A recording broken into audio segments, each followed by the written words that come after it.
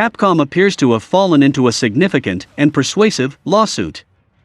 Filed in Connecticut, designer Judy A. Jurasek is seeking damages of between $12 and $14 million based on Capcom allegedly using copyrighted artwork from her book in multiple different games. Assets from games spanning more than a decade including Resident Evil 4 and Devil May Cry, but other Resident Evil and Devil May Cry titles were also cited as allegedly breaking copyright law. Jurasek's book, titled Surface, contains well over 1,000 high-quality color photographs taken by the author herself. Further, Surface comes with a CD that includes digital copies of these assets. The intent of the book is to support research for designers, as well as artists and architects. Jurasek alleges that Capcom took these digital images and used them as textures across many of its games, going as far back as 20 years. The earliest examples appearing in the original Devil May Cry and Resident Evil's 2002 remake. As evidence of Capcom's illegal usage of Jurasek's copyrighted material, she provides over 100 pages of visual exhibits. Each exhibit shows one of Jurasek's copyrighted photos from Surface and compares it directly to an official asset from one of Capcom's games. Perhaps the most brazen example is a photo of a cracked piece of glass. The web of cracks from the glass can be seen applied as a texture to the 4 in Resident Evil 4's official logo. The detailing is undeniably identical between the photo and the logo. At least 80 different photographs from Jurasek's book are cited as exhibits within the lawsuit, each attached to a screenshot from one of Capcom's games where the asset's been used.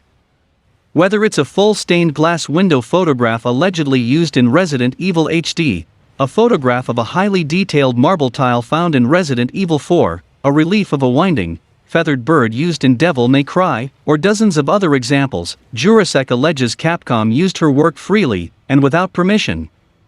If the photographs and screenshots, many of which appear to be taken from Capcom game playthroughs on YouTube, weren't evidence enough, Jurasek has something else on hand. As part of the Capcom data breach from 2020, many of the studio's assets were leaked. Jurasek's lawsuit points to at least one of these assets having the verbatim file name of the identical photograph from her book's digital files. Jurasek alleges 1 count of copyright infringement and 1 count of false copyright management against Capcom.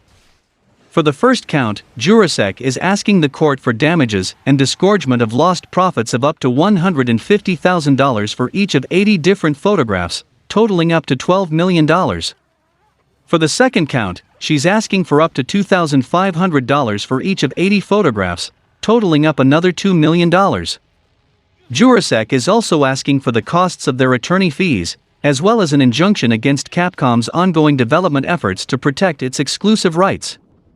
The severity of the situation cannot be denied, given the substance of Jurasek's evidence and the duration that Capcom appears to have been using the assets. As for what it could mean for Capcom's currently available Resident Evil and Devil May Cry games, it remains to be seen. Jurasek has requested a trial by jury and is awaiting the court's response. But it is strange that she didn't do this earlier and doing this now when Capcom is seeing success with these titles. If this is fake or not, is yet has to be seen, and we have also discussed about the other lawsuit of Capcom ripping off some movie monsters for Resident Evil Village. It is strange for Capcom to do such copying stuff, and I don't know, only time will tell what will these situations lead to. Moving forward, we have a news on Insomniac Games, as a former storyboard artist at Marvel Studios joins the development team at Insomniac Games, bringing with him over 20 years of experience. Insomniac Games has experienced a lot of success in recent years. From the release of Marvel's Spider-Man, which earned its place on multiple Game of the Year lists when it launched in 2018, to the well-received follow-up Marvel's Spider-Man Miles Morales, Insomniac has raised the bar for what fans expect from superhero games. And with the rumor mill churning out leaks and speculation about the development of Spider-Man 2, the studio will have to outdo itself to continue to impress fans and critics. The Spider-Man series isn't the only highly regarded franchise that Insomniac is working on. Set to launch in just a few days, Ratchet & Clank Rift Apart is already available to preload on PS5 consoles.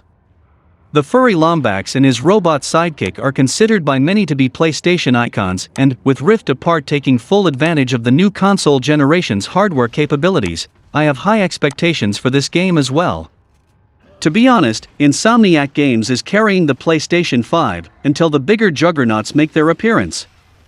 It seems like Insomniac is building its development team in order to maintain the high standards set by the company's previous and upcoming releases.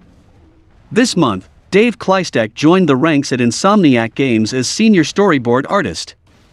Dubbing himself the Story Whisperer, Kleistek brings more than 20 years of experience to the table. For the past 14 years, he worked as a director at the Walt Disney Company, and before that he served as a storyboard artist at Marvel Studios for over 7 years. He's also worked with DreamWorks Animation, Cartoon Network, Sony, and Warner Brothers. Spider-Man 2, the game could be one of the first superhero titles to launch that was created specifically for the PS5. With the experience gained from working on Ratchet & Clank Rift Apart combined with the console's technical prowess, the next Spider-Man game could be a true marvel. Of course, the Spider-Man 2 game being in development, and the team at Insomniac has revealed nothing yet, preoccupied as they likely are preparing for the launch of Rift Apart. Composer Marty O'Donnell has had an eventful journey through the video game industry. His journey may mostly be associated solely with Bungie, but that enough on its own. He grew with Bungie from the Myth games through Halo's outrageous success, joined Bungie's independent effort to build the Destiny universe, and most recently founded a company now working on the controversial 6 Days in Fallujah military shooter. Yet after all that, it now seems O'Donnell may suddenly be ready to say goodbye to the video game industry. In a Twitter message that took his followers by surprise, O'Donnell posted that, "I'm thinking about retiring from the games industry for good." The tweet prompted a variety of speculation, ranging from questions about O'Donnell's company Highwire Games, to worries about his health. Ultimately, O'Donnell deleted the tweet, though the reason why isn't clear either. It's possible that O'Donnell reconsidered the statement or simply didn't like the responses he was drawing. Regardless, before O'Donnell deleted the tweet, he managed to add several additional layers of controversy to the situation. He'd first go on to post that he may be forced to shut down his YouTube channel. This followed O'Donnell mentioning that fans who purchased some of his work from Golem on Bandcamp would help me pay my huge legal fees. Corporate bullying. When pushed to elaborate, all O'Donnell added was, "Ask Pete Parsons," referring to Bungie's CEO. While O'Donnell didn't explicitly state what he was referring to, the implied idea is that Bungie is currently in some type of lawsuit with O'Donnell. It's public knowledge that O'Donnell won a court case against Bungie regarding his removal from the company, a decision that rewarded him with a considerable amount of stock in the company. The case O'Donnell is currently hinting at isn't clear, but could refer to the rights of some of his music since he mentions potentially having to shut down accounts where it's available. It's possible that O'Donnell isn't in a financial position to continue any ongoing legal battles with Bungie. Or it's possible that in order to support those legal battles, he'd have to divest himself from Highwire Games. Without clarification, nothing can be assumed. At the very least, O'Donnell has made clear that he's current in a bad situation. For the time being, the only tweet from O'Donnell that remains on his feed is the request for fans to purchase Golem's soundtrack in order to help with his legal bills. If there is a legal matter at hand, O'Donnell likely can't speak about it publicly. That said, if it is a legal matter, the results are likely to become public eventually. For the time being, O'Donnell has yet to retire. Speaking of leaving, the director for Balan Wonderworld and original programmer for Sonic the Hedgehog, Yuji Naka, exits Square Enix based on updates to his social media. As the Sonic series celebrates its 30th anniversary, there are many people that follow along with the career path of one of its original creators. Yuji Naka, the lead programmer on the original Sonic the Hedgehog and former head of Sonic Team, has been part of Square Enix for the last few years directing Balan Wonderworld. Now, it seems like that is no longer the case. Boasting a prolific career in the games industry, Yuji Naka has been part of several games such as Nights into Dreams, Phantasy Star Online, plus numerous projects in the Sonic series. As many may know, his most recent work has been developing Square Enix's Balan Wonderworld through a subsidiary studio called Balan Company. The plot of Balan Wonderworld follows two children as they interact with Balan, a magical being in a mysterious theater, traveling to several worlds to help restore happiness to the people in them in the process. Though Balan Wonderworld only released a few months ago, Yuji Naka's time at Square Enix has come to an end. Reporter Andres Lopez noticed that Yuji Naka updated his Facebook profile in a couple ways to indicate the change. Naka has replaced a previous profile picture of him wearing a Balan hat with a more ubiquitous headshot. Secondly, Lopez noticed that the Balan Wonderworld director's work history changed as well.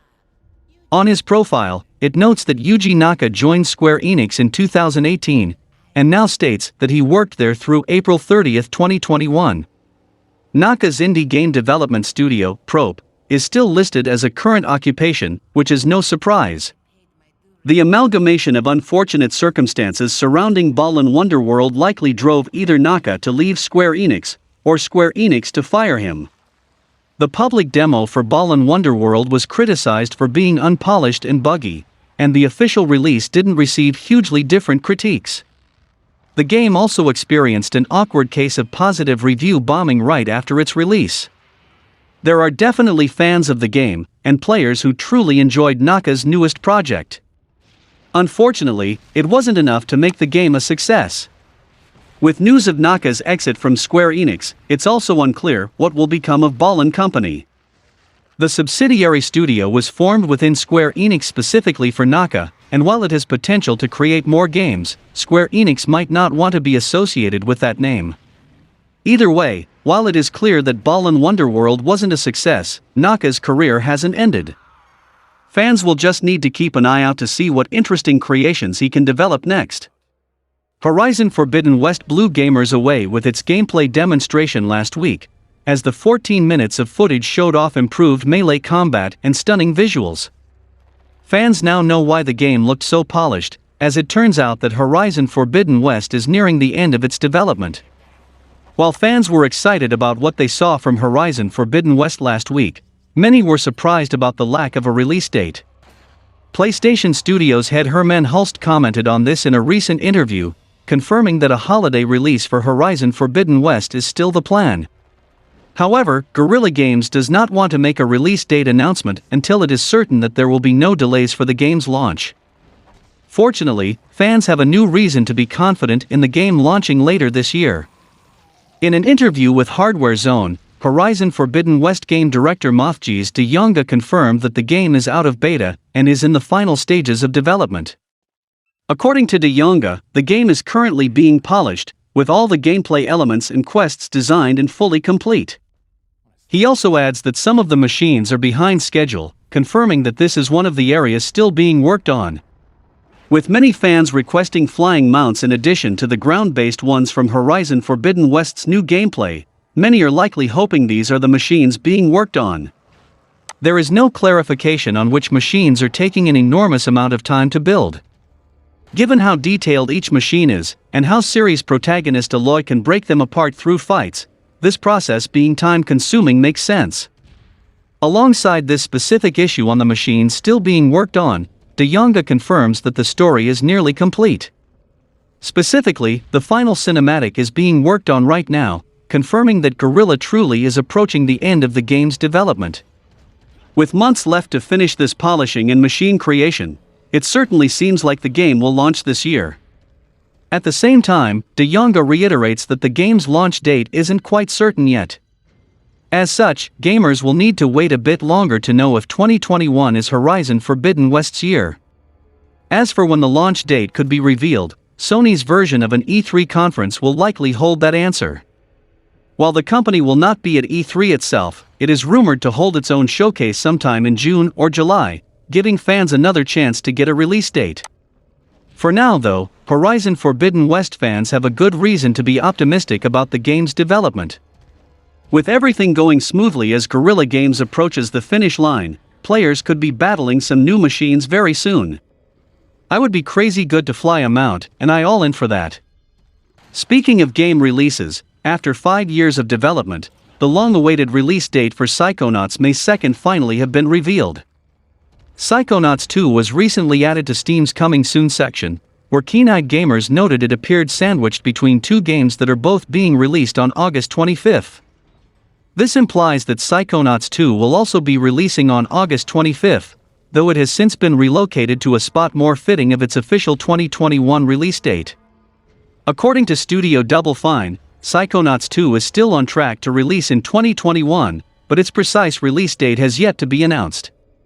It's possible that it was originally placed between two games releasing on August 25th as a placeholder, which would explain why it was so quickly moved. However, games in the Coming Soon section are arranged by the dates set by the developers on the Steamworks site, which means that Psychonauts 2 probably had its date modified in the backend when it was moved to the 2021 section. Some games have had their final release dates revealed through their position in the Steam Coming Soon section. This isn't guaranteed to be the case with Psychonauts 2, which has taken quite a while to put together, and may not be finished development for a while. Though Xbox owners can pre-download Psychonauts 2 through the official Xbox app, the game is not finished, and it is unknown when it will be officially released. Psychonauts 2 is listed between Vampire: The Masquerade Bloodlines 2, which has its release date listed as TBC, and Uragun, which has its release date listed as Q4 2021. August falls under Q3, so it is possible that Psychonauts 2 has simply been delayed to an October, November, or December date. It's also possible that the developers simply don't want to back themselves into a corner by laying down a concrete release date that may have to be pushed back. Whatever the case, Double Fine has been eagerly showcasing some new Psy-powers found in Psychonauts 2, which look good enough to launch right now. Although Psychonauts 2 takes place just a few days after the original game, it took 15 years to arrive. Part of that is because Double Fine has been going out of its way to make sure the game accurately represents mental health.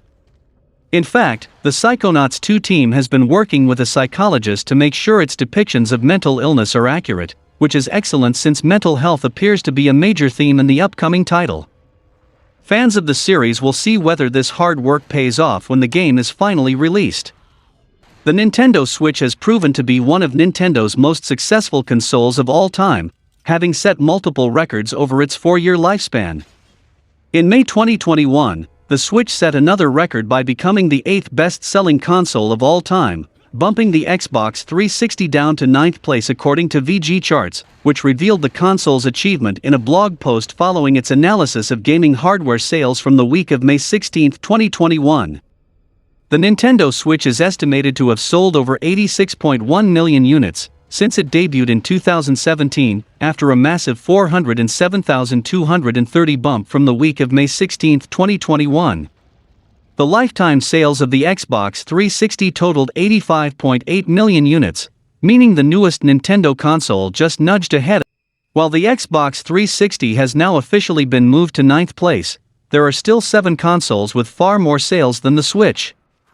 Sony and Nintendo have a lot of presence in the rankings of the top console sales of all time. Nintendo holds 2nd place with the DS, 3rd place with the Game Boy and Game Boy Color, 6th place with the Wii, 10th place with the Game Boy Advance, and now 8th place with the Switch. Sony holds the number 1 spot with the PlayStation 2, 4th and 5th place with the PlayStation 4 and original PlayStation, and 7th place with the PlayStation 3. The Xbox 360 is currently the only non-Nintendo or Sony console that ranks in the top 10. The Switch has harkened a new era of success for Nintendo after the lackluster sales and reception of the Wii U. It outsold the Nintendo 3DS, the PSP, and the Game Boy Advance earlier in 2021, and in 2020 it outsold the Nintendo 64 and the original NES and SNES consoles. With a new version of the Nintendo Switch on the way, an unnamed Pro version scheduled for release later in 2021, the console is very likely to eventually outsell several other consoles in the coming years. Part of this wide difference in sales is due to the lack of supply for the PS5 and Xbox Series X and S, as there have been shortages worldwide since the consoles were first released. However, Nintendo appears to have kept up with demand more effectively than Microsoft or Sony, and it appears to be paying off. And that's all for the video, guys. Like and share the video for a greater audience. Comment your thoughts on the topics, and if you want to contribute for the growth of the channel, the link to my PayPal in the video's description and in the channel banner. As my resources are very limited, donations are always appreciated, and it can help me to create more contents and share news consistently, and could open doors for live streams, game playthroughs, podcasts, merch, etc. Thanks for watching the video, subscribe to the channel and click the bell icon, and until then from SMPV it's goodbye.